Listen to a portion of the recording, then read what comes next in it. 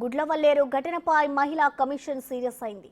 Girls హాస్టల్ను మహిళా commission chairperson గజ్జల వెంకటలక్ష్మి పరిశీలించారు. ఘటనపై దర్యాప్తు చేయాలని జిల్లా ఎస్పీని కోరతామన్నారు. హాస్టల్కు నోటీసులు ఇచ్చి దీని వెనుక ఉన్న వారిపై కఠిన చర్యలు తీసుకునేలా మహిళా కమిషన్ ఒత్తిడి తీసుకొస్తుందని అన్నారు. మహిళలపై జరుగుతున్న దాడిపై అవేర్నెస్ కల్పించాలని మీడియాకు సూచించారు.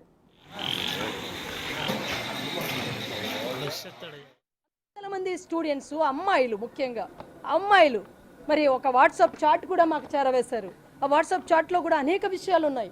అబ్బాయిలు చేసుకున్న చాటింగ్ వీడియోస్ వచ్చాయని, ఎక్కడో ఓయో రూమ్కి వెళ్ళారని, అక్కడ వీడియో తీస్తే ఆ వీడియో ఆధారంగానే ఇదంతా జరిగిందని, వీటన్నింటి మీద దర్యాప్తు చేయమని మరి ఈ జిల్లా ఎస్పీ గారిని కోరుతాం.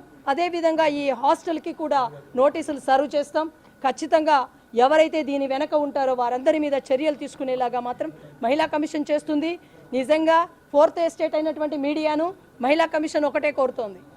దయచేసి మనము ఎక్కడెక్కడో ఏవేవో జరిగిన వాటి గురించి కాకుండా, మహిళల యొక్క వ్యక్తిగత జీవితాల గురించి కాకుండా, మహిళల మీద జరుగుతున్న దాడి మీద అవేర్నెస్ కార్యక్రమాలు నిర్వహిస్తే ఈ రాష్ట్రంలో ఉన్న మహిళా కమిషను, మహిళలు, బిడ్డలు అందరూ కూడా సంతోషపడతారు.